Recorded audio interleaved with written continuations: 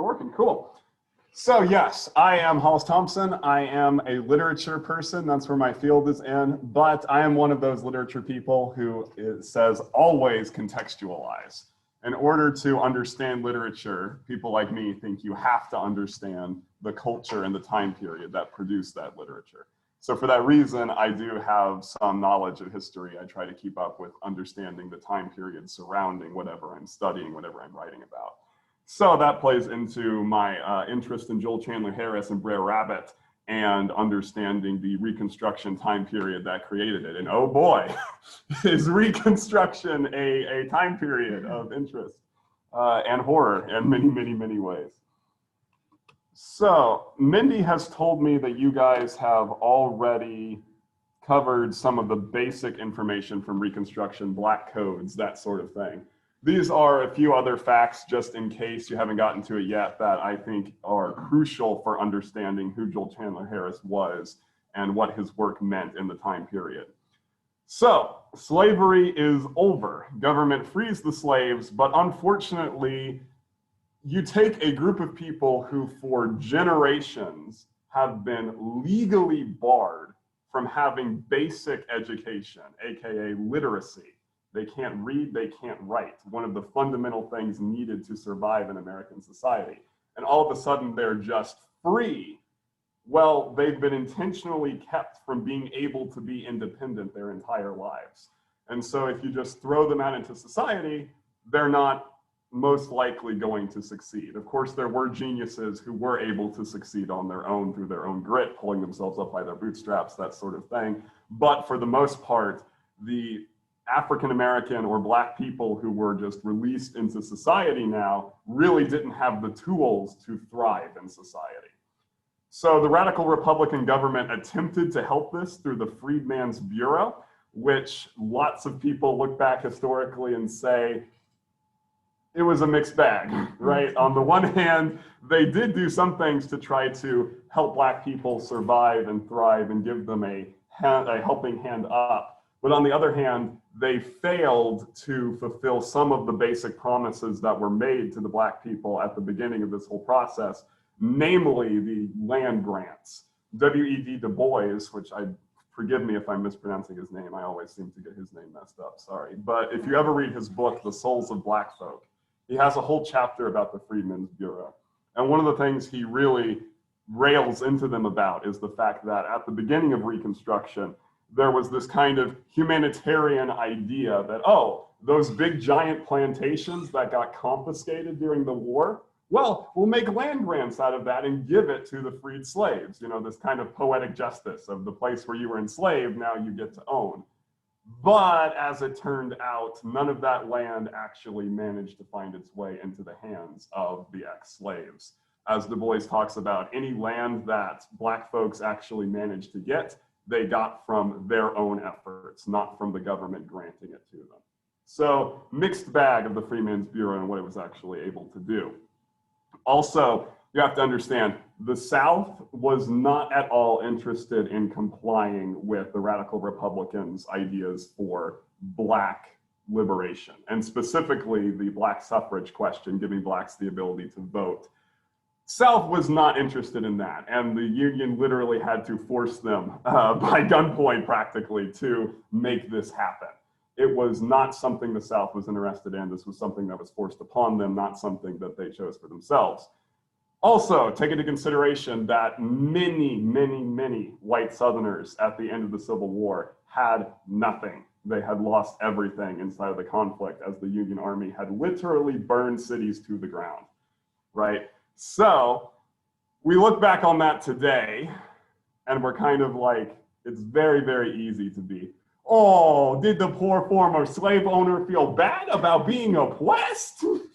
But you have to realize too that this falling from their status, this being forced, losing the war, first of all, that humiliation, going from having everything to having nothing, and then seeing the government that had pummeled them into the ground, lifting up their former slaves into being socially equal with them through the vote.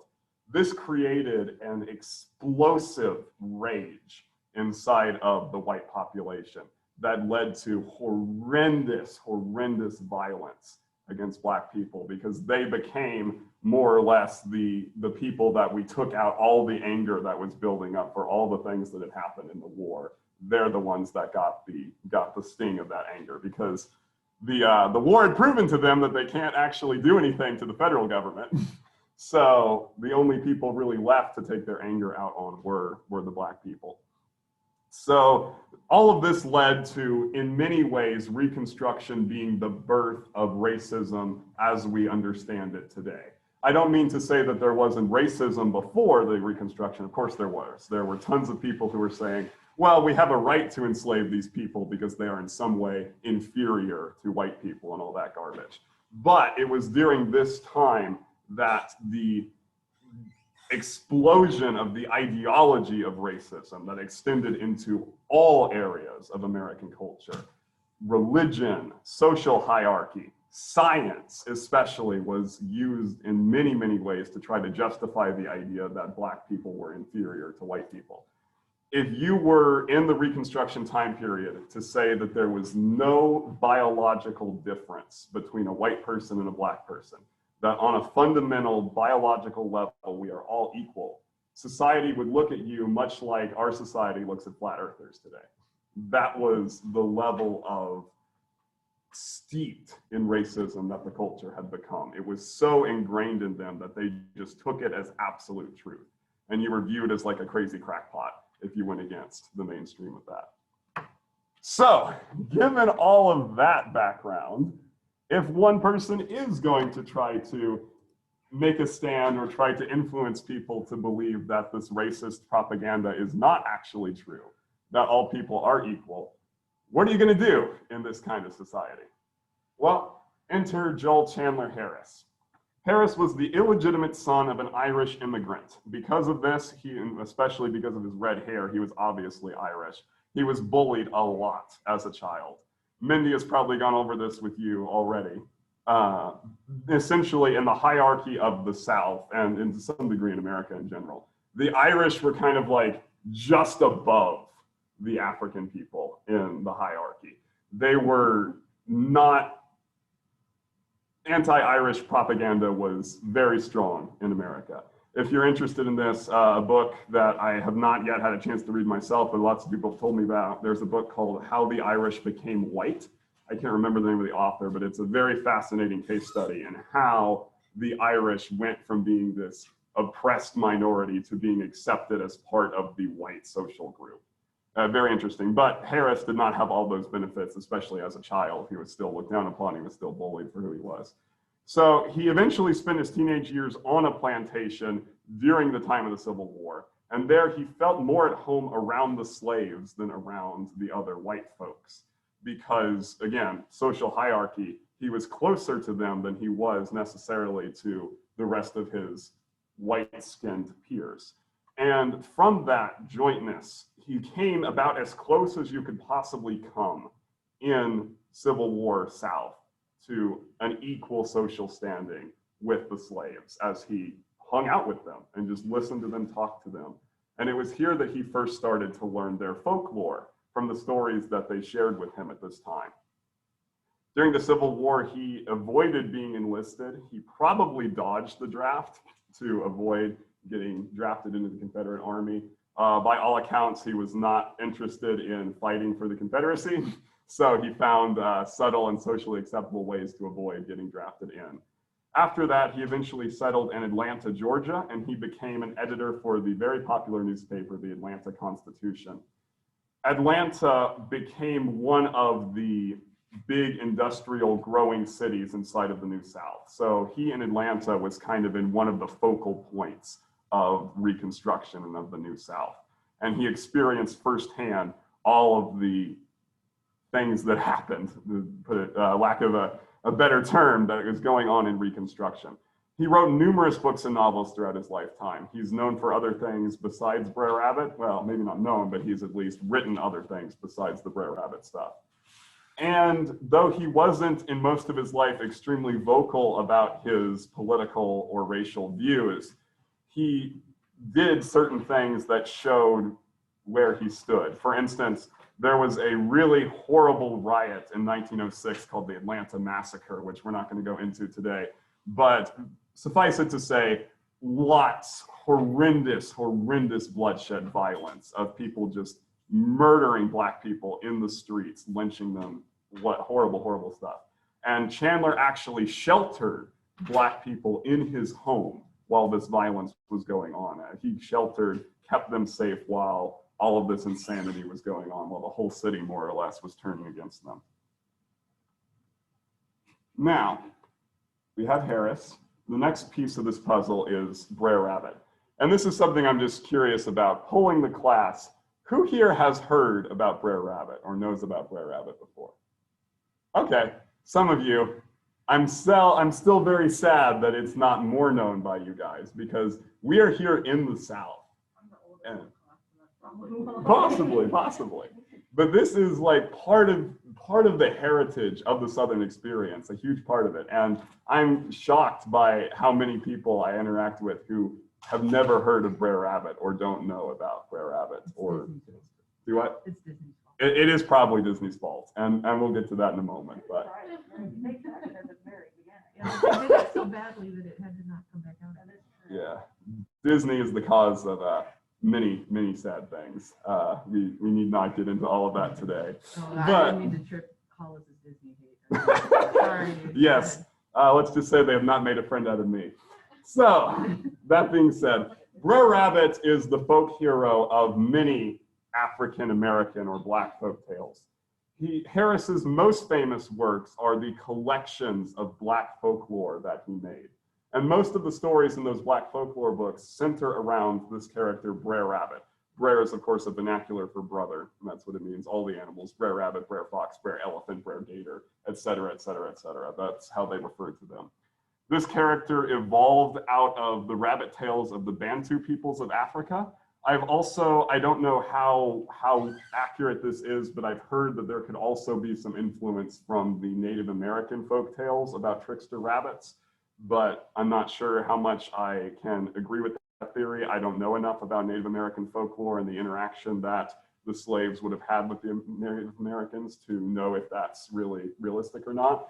But it makes sense to me that we've got rabbit tales from Africa that correlate in very similar, obvious ways to Br'er Rabbit stories, so they probably took those over when they came to America and adapted them to their new situation here. Also, something you might want to note, the famous trickster character Anansi, probably even less well known than Br'er Rabbit. He's one of the primary trickster figures in certain African cultures. He's a, do what? Yes, he's a spider or a spider human, or some combination of the two, depending on what you're reading. There's one Anansi story that actually almost exactly parallels a really famous Br'er Rabbit story, which is the Tar Man or Tar Baby story. There's almost an exact parallel in Anansi. What was that? I've read the Tar Baby. Good, there you go. So there's obviously folklore gets really complicated, archetypes and all of that jazz. It all gets mixed together and you find parallels all over the world. We don't really know how these stories started in the first place. It's kind of spooky-ooky when you look at it and think of finding all the different cultures where there are a story involving a trickster character that gets stuck in a tar man or tar baby or tar something or other. But all of those things kind of feed into these Br'er Rabbit stories. Consistent with trickster figures, you can't really pin them down and say that in every single story, the trickster figure is this way or has this kind of identity. So the same is true with Br'er Rabbit. You go throughout all the corpus of Br'er Rabbit stories and all their various variants, you can't ever really pin him down to being this is the type of character he is. This is his identity consistently through every single story. However, we can say that in most stories, he is most consistently, scholars would say, the embodiment of the indomitable spirit of the men and women enslaved in America. He is the weakest of all the animals. The rabbit, not gonna hurt anyone, you would think. Not enough, not as powerful, not as physically brute force powerful as the fox or the lion or the bear. Yet, Br'er Rabbit continues to triumph over all of those much more powerful animals through his cleverness, his ingenuity, and his will to survive.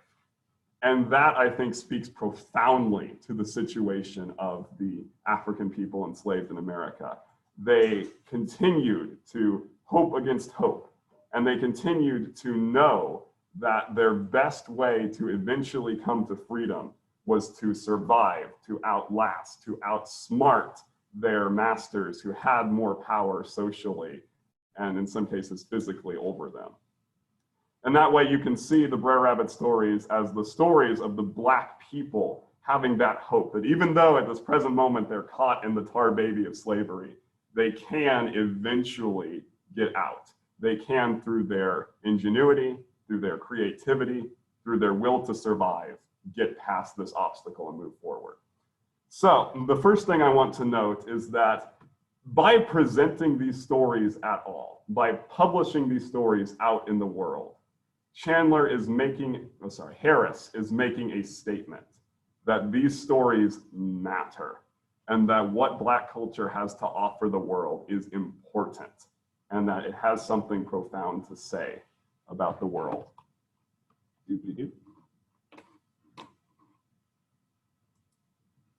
Another important thing to understand about these tales is double voice. I'm not going to read these big scary quotes to you. You can read them, you can skim through them if you want to. The gist is that for any oppressed people in literature, we almost always find this feature called double voice, which is when your story has one surface meaning that is obvious and that you can fairly pick up easily. And then there's another meaning under the surface that, for those who have ears to hear, can understand how it expresses something that's much more profound than just the surface story allows. And what it's expressing is the identity of the oppressed people. They are attempting to use a language that is not their own most of the time, not originally their own, but has become their own, just as their identities are their own and yet also shaped by the culture that is oppressing them and is changing them. These stories are a means to grapple with that kind of conflict in identity. How you were this way back in the history in Africa, you were this way, and you still retain the memory, and that still influences your identity. But now that language is lost to you, and you have a new language that's been given to you and a new culture. And how do you find your place in that culture? What is your identity now inside of that? That's what double voice is about, what it's trying to do. Some people,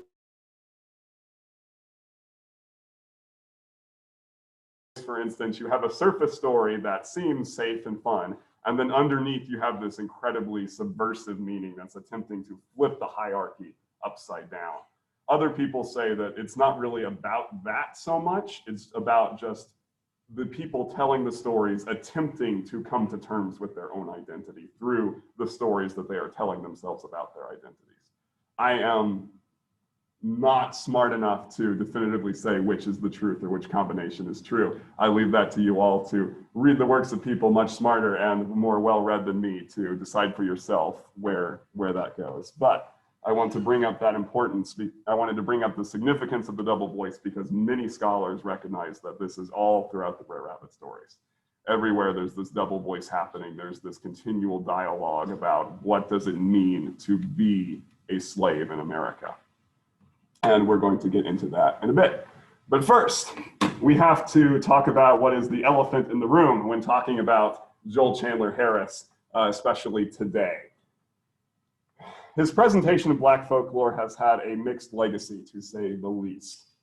There are lots of ways that people have accused Harris of being racist or perpetuating racist stereotypes.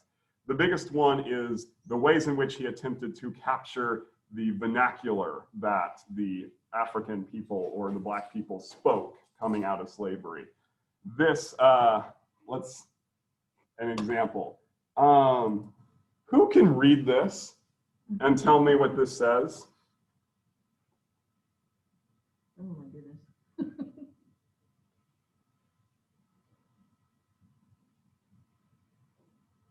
my goodness. Yes, Ash, I saw you raising your hand. Oh, maybe not, sorry. You can? Can you make sense of what it's saying? Okay, go ahead. Okay, translate for us. From what I can tell, Br'er Rabbit and Br'er Fox were like children that I know. Yep. Just as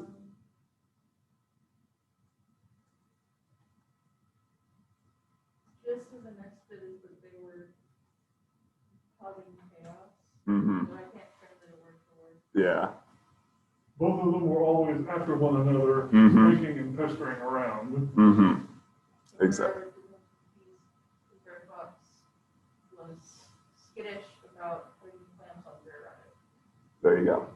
There you go. So we got two people who, through difficulty, were able to get the meaning out of this way of writing. It is phonetic. It's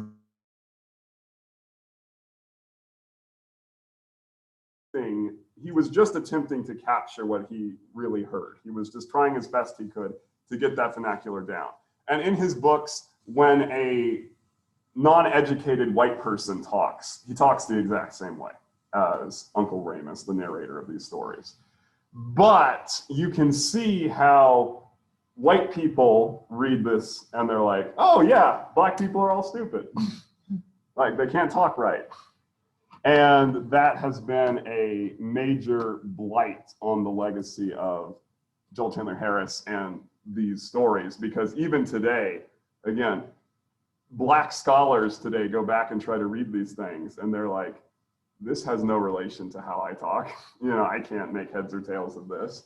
And that's why you'll see today, if you see Br'er Rabbit stories, they're usually not coming from Harris himself, but they are adapted by someone that has made them more readable, that they're able to actually be, you know, understood by English readers in a way that doesn't confuse people and doesn't present this, give the impression that all uneducated black people are foolish or clownish or that sort of thing, which is what a lot of people have been accused Harris of doing. The other problem is the character of Uncle Remus. This is the character that Harris created to be the narrator of these various folktales. He didn't create the folktales, but he created a frame story in which those folktales are presented from this older ex-slave to a kind of become this kind of stereotype figure of like the happy ex-slave who had nothing but good memories about slavery and is totally cool with the Southern hierarchy and all those things. And again, I don't know if this brand was ever actually real. There's a debate about that. I couldn't track it down, but I think that this gives a good example of what culturally we think of Uncle Remus. You know, this show am good. You know, good stuff, products, marketism, South is great, that sort of thing.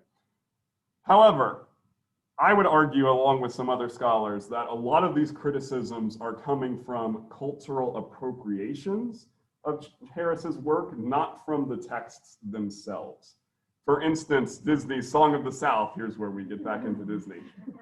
In Disney's film Song of the South, which I would honestly admit I haven't seen myself because I can't track down a copy of it. It's impossible to find unless... They keep a pretty tight lid on it. Yeah, exactly. Disney has never released this on VHS, DVD, Laserdisc, or Blu-ray in America.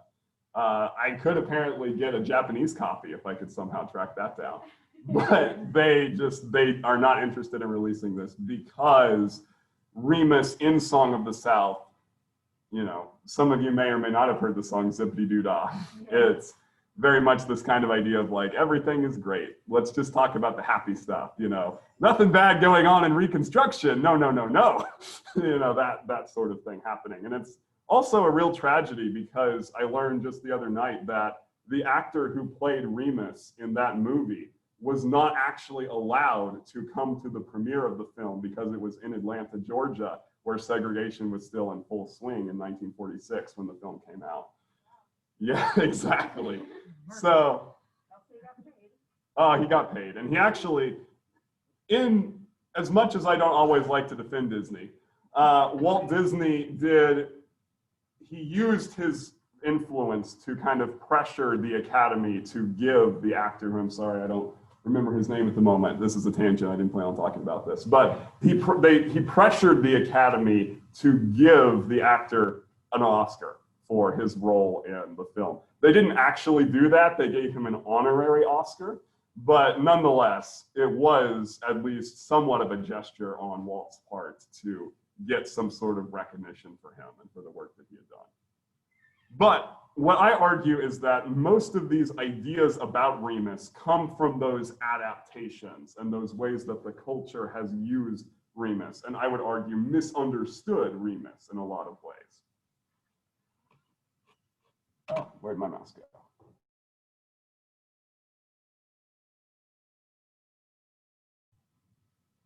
A lot of critics, well, some critics, I'm following here a lot, Wayne Mixon, argues that Harris in all of his work was working to subtly undermine the racial assumptions of the New South.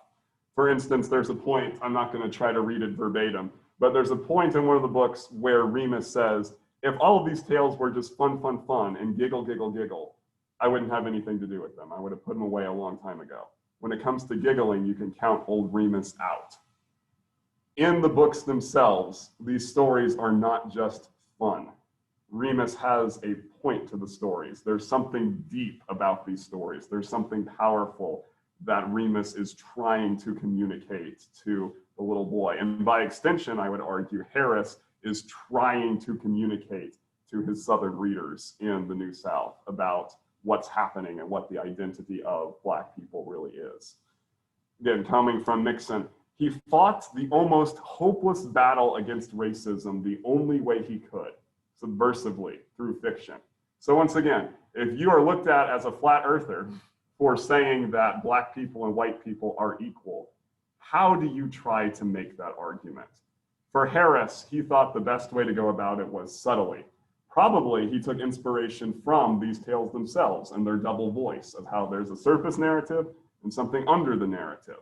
So Mixon argues, and I agree with him, that Harris is attempting to use these stories to subtly undermine the presuppositions of the New South when it comes to racial hierarchy and those sorts of issues. Again, really important quote. In the dialogues with the little boy, Remus frequently puts whites in their place by disparaging their genteel values and demonstrating his superior knowledge of the things that count, such as the workings of nature and the right way to raise children.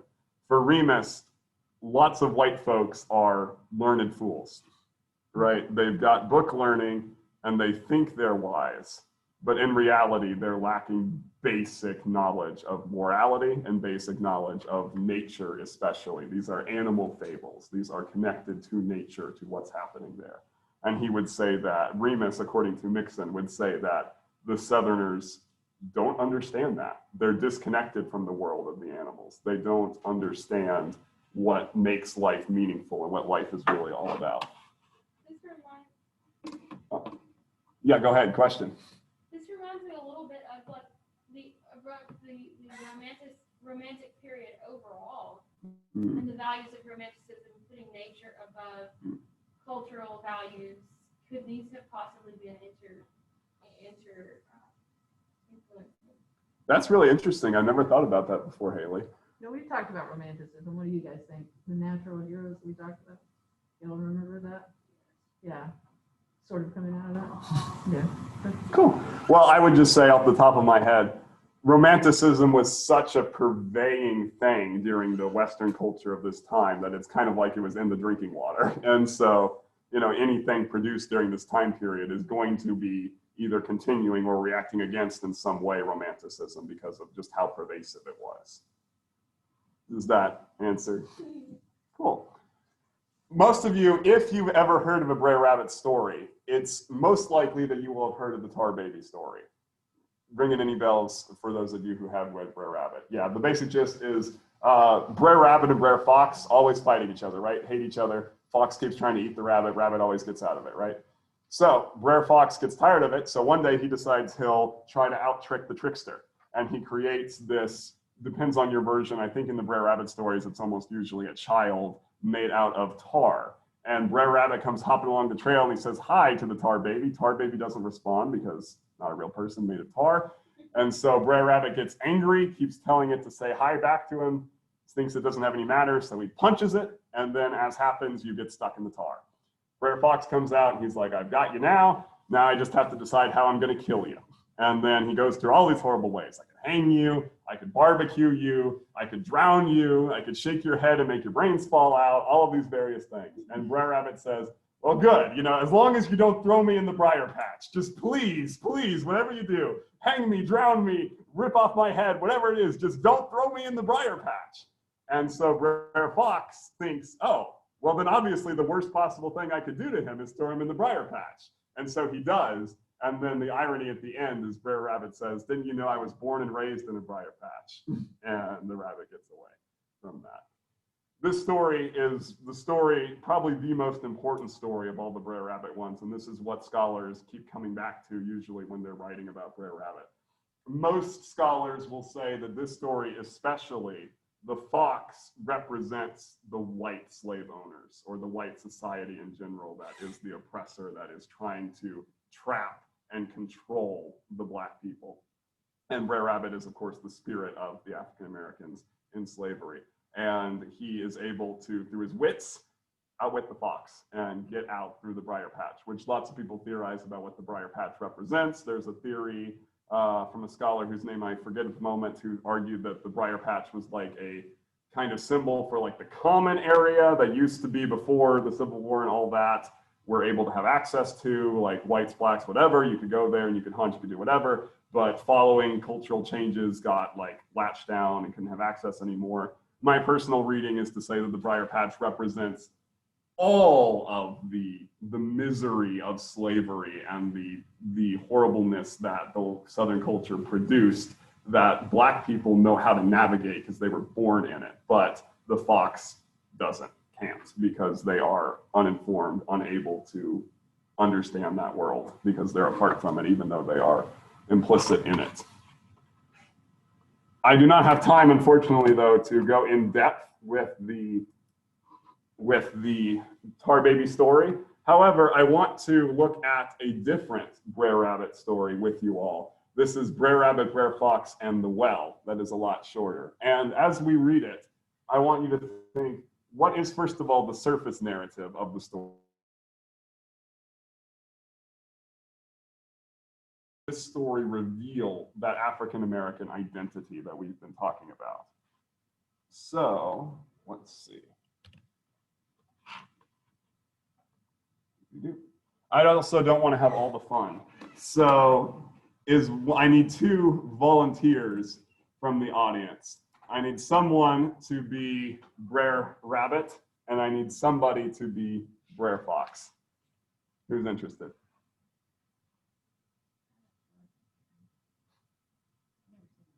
Nobody's gonna volunteer? Nobody's gonna volunteer? Okay, you We two. vol- Who wants yes, what? volunteers, I guess. I don't know if I can pull off a rabbit, but I can Do the fox. Br'er Fox. Sounds good. Haley, you want to try Br'er Rabbit? If no one else wants to, if anyone else wants to. Oh, okay, you guys. Yes, we have I will help if we can make it bigger. Oh, bigger. Let's see. Just, Sorry about that. I'll do it. I'm guessing this plus thing here, will that do it? Yeah, that will do it. Okay. You didn't even have to get up. I didn't even need to get up. So this is one of those adaptations of Harris that we talked about before. Schulzer here is making it, understandable to a modern audience, not having all of the problem with the phonetic stuff going on. So one day, Br'er Rabbit and Br'er Fox and Br'er Coon and Br'er Bear and a lot of other animals decided to work together to plant a garden full of corn for roasting. They started early in the morning and raked and dug and raked some more, breaking up the hard ground so it would be ready for planting. It was a hot day, and Br'er Rabbit got tired mighty quick, but he kept toting off the brush and clearing away the debris because he didn't want no one to call him lazy. Then Br'er Rabbit got an idea. He said as loudly as he could. I got me a briar in my hand. He waved a paw and sucked it into his mouth. And stuck it in his mouth. The other critters told him he'd better pull out the briar and wash his hand before it got infected. That was just what Br'er Rabbit wanted to hear. He hurried off, looking for a shady spot to take a quick nap. A little ways down the road, he found an old well and a couple of buckets hanging inside it. One at the top and one down at the bottom. That looks like a mighty cool place to take a nap. Br'er Rabbit said, and hopped right into the bucket. Well, Br'er Rabbit was mighty heavy, much heavier than the bucket full of water laying at the bottom. When he jumped into the empty bucket, it plummeted right down to the bottom of the well. Br'er Rabbit hung onto the sides for dear life as the second bucket whipped past him, splashing water all over him on its way to the top. He had never been so scared in his life. Br'er Rabbit's bucket landed with a smack in the water, and Br'er Rabbit was afraid to move in case the bucket tipped over and landed him in the water. He lay in the bottom of the bucket and shook and shivered with fright, wondering what would happen next. Now, Br'er Fox had been watching Br'er Rabbit all morning. He knew right away that Br'er Rabbit didn't have a briar in his paw and wondered what the rascal was up to. When Br'er Rabbit snuck When Br'er Rabbit snuck off, Br'er Fox followed him and saw him jump into the bucket and disappear down the well. Br'er Fox was puzzled. Why would Br'er Rabbit go into the well? Then he thought, I bet he has some money hidden away down there and is going to check up on it. Br'er Fox crept up to the well, listening closely to see if he could hear anything. He didn't hear nothing. He peered down into the well, but all was dark and quiet on account of Br'er Rabbit holding so still so the bucket wouldn't tip him into the water. Finally, Br'er Fox shouted down into the well. Br'er Rabbit, what you doing down there? Br'er Rabbit perked up at once, realizing that this might be his chance to get out of the well. I'm a fishing down here, Br'er Fox.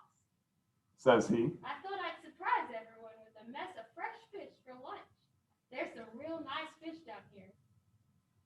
How many fish are there? Asked Br'er Fox skeptically, sure that the rascally rabbit was really counting his gold. Scores and scores, cried Br'er Rabbit. Why don't you come on down and help me carry them out? Well, that was an invitation Br'er Fox was waiting for. He was going to go down into that well and get some of Br'er Rabbit's gold. How do I get down there? Asked Br'er Fox. Br'er Rabbit grinned. Br'er Fox was much heavier than he was. If Br'er Fox jumped into the empty bucket at the top, then Br'er Rabbit's bucket would go up, and Br'er Fox's bucket would go down. So he said, Just jump into the bucket, Br'er Fox. well, Br'er Fox jumped into the empty bucket, and down it plummeted into the dark well. He passed Br'er Rabbit about halfway down. Br'er Rabbit was clinging to the sides of the bucket with all his might because it was moving so fast. Goodbye, Br'er Fox. He shouted as he rose. Like the saying goes, some folks go up and some go down. You should make it to the bottom all safe and sound. Br'er Rabbit jumped out of the well and ran back to the garden patch to tell the other critters that Br'er Fox was down in the well muddying up the waters. Then he danced back to the well and shouted down to Br'er Fox. There's a hunting man coming along to get a drink of water, Br'er Fox. When he hauls you up, you best run away as fast as you can. Then Br'er Rabbit went back to the garden patch. When the thirsty hunter hauled up the bucket full of water, a wet and shaky Br'er Fox sprang out and ran away before the hunter could grab for his gun. An hour later, Br'er Fox and Br'er Rabbit were both back in the garden, digging and hauling away debris and acting like nothing had happened. Except every once in a while, Br'er Fox would look sideways at Br'er Rabbit and grin, and the rascally rabbit would start to laugh and laugh because both of them had looked so silly plummeting up and down in that old dark well. So, class interaction time. This is where you guys need to play with me. What is the surface story? What's going on the surface? I can figure out how to present this thing. I can call on people. You think I can, but I can't. Go ahead.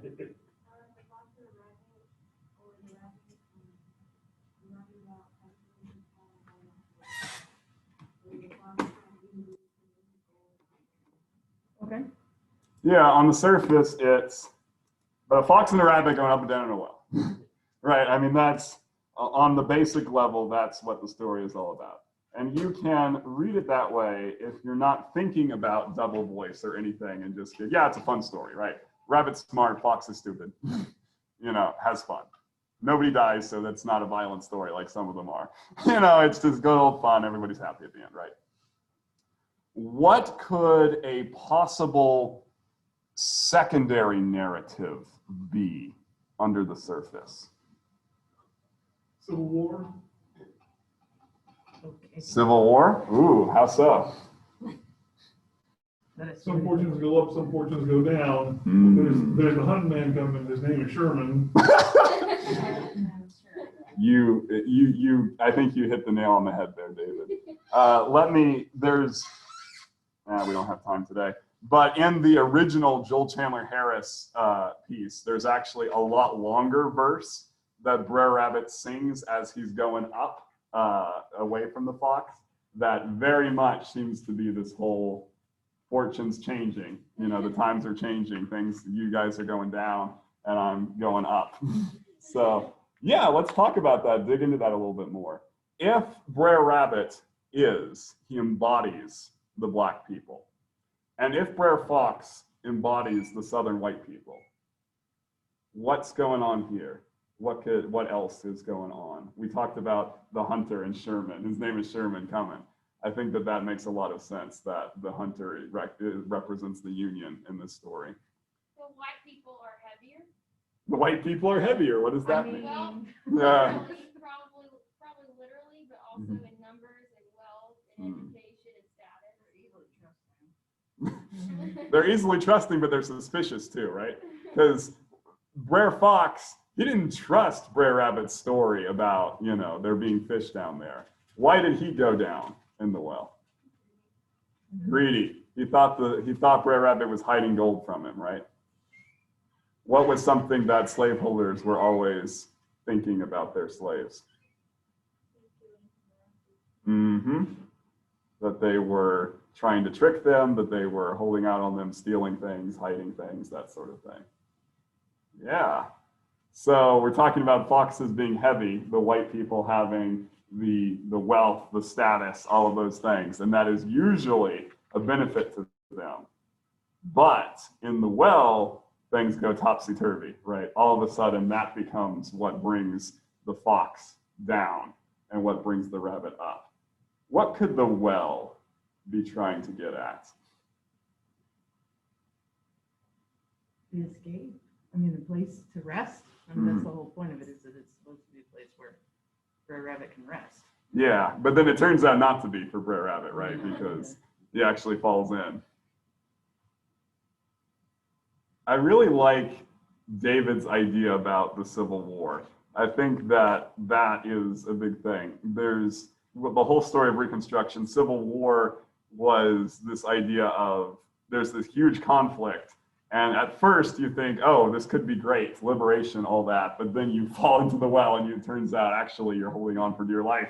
And things are not actually going as well as you thought they were going to inside of this place of conflict. But then when the white guy comes, when the fox comes, there's a shift that happens. And what was a benefit to the fox becomes a detriment and elevates instead the rabbit out of the well. I think that the story is revealing, because again, it probably, don't know if it's possible to date it, but it probably predates Reconstruction. And what I would say is what it's revealing about what Black folk think about their identity and about what's going on is, I think, again, this hope that even though they are oppressed right now, and even though right now it seems like the white masters have all the power, there's a day coming when there's going to be a reverse, and the rabbit will go up and the fox will go down. But what's also interesting about the story is that it doesn't end with the fox in the well, right? What do you guys make of that? Yeah, they end up working side by side again in the field. So Exactly. Sharecropping. Sharecropping. Yeah, that's one way of looking at it. But I think also it's the hope that we don't have to be caught in this endless binary of up and down in the bucket, that there is a way for the fox and the rabbit to work together. And what's also very interesting about the ending, do the fox and rabbit seem hostile towards one another at the end of the story? No. They're laughing about how both of them had done this whole fun, up and down the bucket game. So it seems to me, following, man, I can't remember these scholars' names. There's a great scholar, biblical scholar, different field, but his name is Esau something. He wrote a book called Reading While Black. Macaulay, there you go. And he talks about how one of the defining characteristics of Black culture is this enduring hope. Hope that things will eventually be better, that the world doesn't have to be all darkness, that there is ultimate fundamental hope out there in the world. And I think that this story is ultimately a reflection of that hope, that it's not just going to be an endless binary of one group being oppressed by the other one, but that eventually there's a way to break out of it, that we can eventually achieve some kind of equality, egalitarianism, where we value each other and that we can both laugh at each other about how foolish we have been in these various ways. So that, I hope, demonstrates how these stories matter and they have a deeper meaning to them. There we go. Conclusion, though. I think that the biggest proof that Harris had idealism in mind, that he was trying to achieve fundamental change in the racist ideology of the New South, comes from a letter he wrote later on after all of the Uncle Remus books. He wrote this to Carnegie, asking him to help fund a journal that was dedicated to a project Harris had to try to eradicate prejudice and racism. Now, again, as you read this, you kind of see perhaps Harris's naivete or his ego in thinking that he could do this, but I think that the sentiment makes sense. I am sure that I shall be able to smooth over and soothe and finally dissipate all ill feelings and prejudices that now exist between the races. At my time of life, I have no higher ambition. In fact, it is the only ambition I have ever had. The only line of policy I have ever mapped out in my own mind. Will you help me in this? What I am anxious for you to do is to join hands with me so that the principles and policies I have in mind, the obliteration of prejudice against the Blacks, the demand for a square deal, and the uplifting of both races so that they can look justice in the face without blushing, may be definitively carried out. This is what Harris thought his work was about. And it's what he begged Carnegie and others to help him accomplish. I think one of the greatest tragedies in American history is that 8 months later, Harris was dead. He did not ultimately live enough to try directly persuading people of the things he was attempting to get across subtly in his Br'er Rabbit stories. So, what I want to leave you with today is a question. First of all, is there value in this subtlety that Harris was trying to do? Does that ultimately have value in either changing culture or at least expressing identity?